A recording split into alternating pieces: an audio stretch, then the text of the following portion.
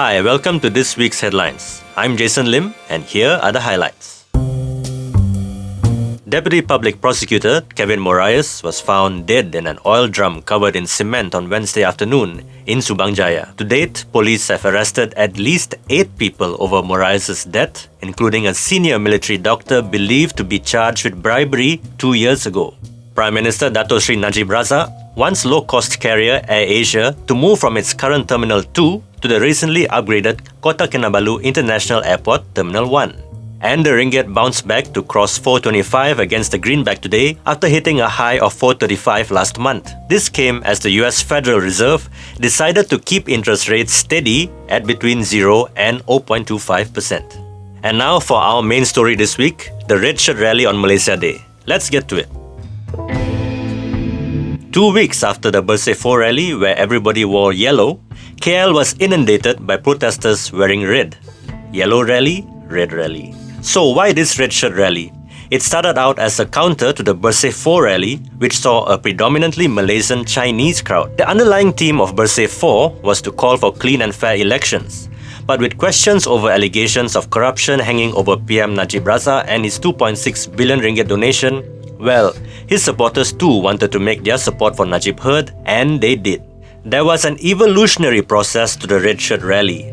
It started out live as Kebangkitan Maruah Melayu, Malay Pride Uprising, then changed its name to Himpunan Maruah Melayu, Malay Pride Rally, a pride parade in KL. Finally, a couple of days before Rally Day on September 16 Malaysia Day, it became officially known as Himpunan Rakyat Bersatu, or United People's Rally, dropping the racial tone altogether. So after all the name changing, who was the one who organized this rally? Now, if you recall, shortly before last month's Bersih rally, a group of red-shirted men performed silat stunts in front of the Sogo department store in KL. Its leader, Datuk Jamal Yunus, an UMNO divisional leader in Selangor, was for days leading up to the Red Shirt rally seen as the organizer. He later denied it, saying he was merely a supporter of the cause to defend Malay rights. It finally emerged just a couple of days before September 16th that Pesaka, the National Silat Federation, was the organizer. This was also confirmed by its president, Tan Sri Muhammad Ali Rustam, himself a senior UMNO member. Now, why the gathering? Pesaka claims it is organizing the rally in response to the Bersih 4 rally, where everyone demanded PM Najib's resignation. Someone stomped on a picture of the PM, plus the red shirts believed it was an attempt by the Chinese to usurp Malay dominance. The final name change was also meant to gather all races to be reminded of their position in the country. Now, here's one speech given to a group of rally-goers by a member of an association claiming to represent armed forces veterans. Now, be warned, it's quite a fiery delivery.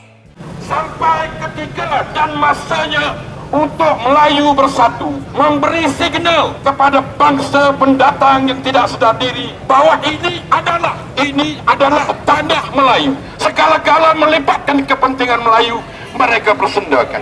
Sebab selama ini mereka melihat Melayu ini lemah. Sebab selama ini mereka melihat Melayu ini boleh dipersendakan. Allahu Akbar. However, even from the start of the Red Shirt rally, protesters and their leaders started using very racist terms like Cina.